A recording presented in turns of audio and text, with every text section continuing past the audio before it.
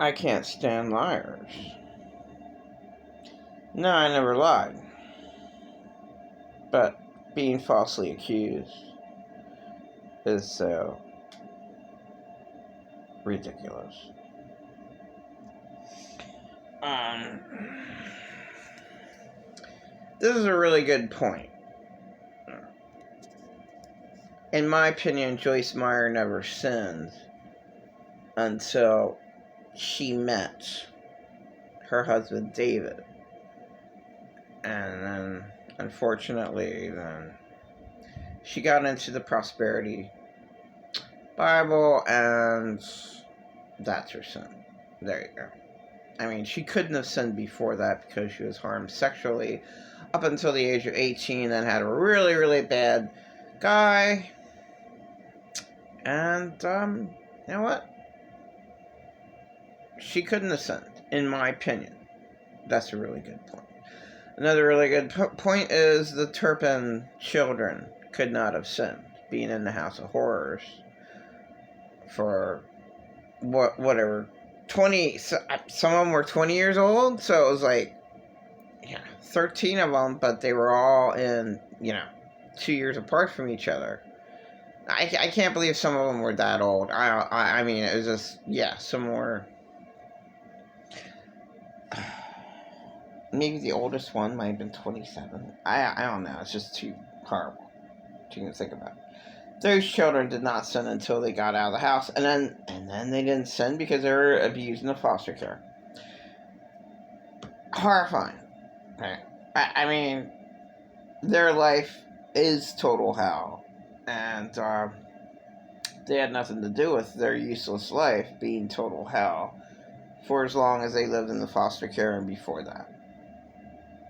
So, my life was useless. And I did not create my own hell. At all. And people say that you're your own worst enemy. Oh, well, what, yourself? Who is your worst enemy? Yourself? No. It's my insane abusers who are my worst enemy. And I have nothing to do with my life. My life's a total lie. It's completely useless because of the insane abusers. He took control. Who had to be like my dead husband. And know everything that I did. And saw everything I did. And controlled everything I did. And that was my whole life. I didn't have any freedom. I didn't have anything good in my life. And maybe that's good, because Earth is hell. For the majority of people out there who can't sin. I mean, I made two really good points. One's a celebrity. Well, they're both known. Third world countries can't sin. They don't have anything to sin with. How can they sin? That's a really good point. But most people, the only people who can sin are the ones who are supposed to live forever when God creates a new heavens and new earth. That's the only people who can sin because they are born again. So the other people, you can look at it as they don't exist. If there was an eternal fire, Satan and his angels that were already... But if you were God, wouldn't you just not want them to exist anymore? I mean, how fun is that? Seeing somebody tortured for the whole time.